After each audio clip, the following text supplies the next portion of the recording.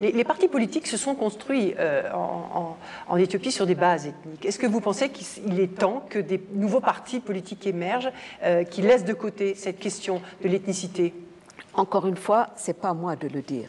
Mais il y a une nouvelle dynamique qui est insufflée dans ce pays. Avec l'ouverture démocratique. Avec l'ouverture démocratique, vous l'avez dit, les groupes armés, tous les Éthiopiens sont là. Qu'est-ce que ça a changé? Ça a aussi changé le fait que les pays voisins ne sont plus des bases arrières pour des combattants. S'il y a à combattre, c'est pour venir ici. On a créé les conditions pour une participation.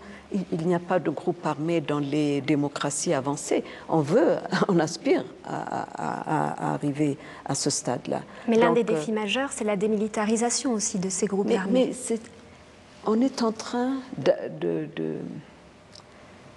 de vouloir voir des résultats en un laps de temps. Moi, je vais vous dire franchement ce que je pense. Avec ce que j'ai vu, et à mon avis, il faut donner le temps au gouvernement de faire avancer ces choses-là.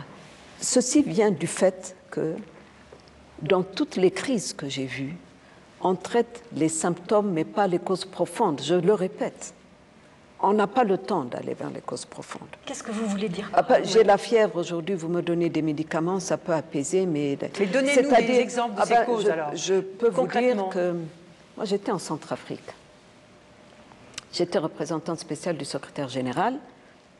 Ma vie a été un peu être la pionnière. J'étais la première femme africaine à exercer ça. Donc,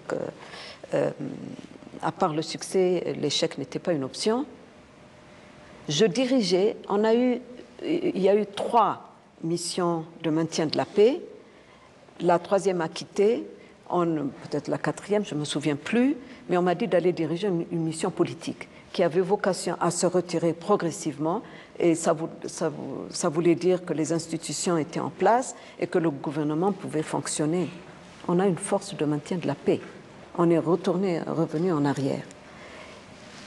Et les solutions que nous proposons, c'est un peu une solution unique à tous les problèmes.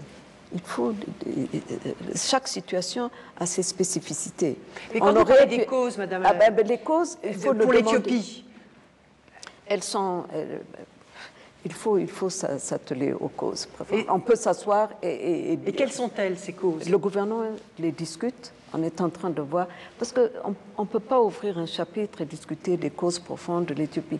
Mais moi, je me dis que l'approche, et je le dis vraiment avec beaucoup de fermeté, doit se concentrer sur les causes profondes. Et les causes profondes, ce sont les citoyens du pays qui peuvent vous les dire.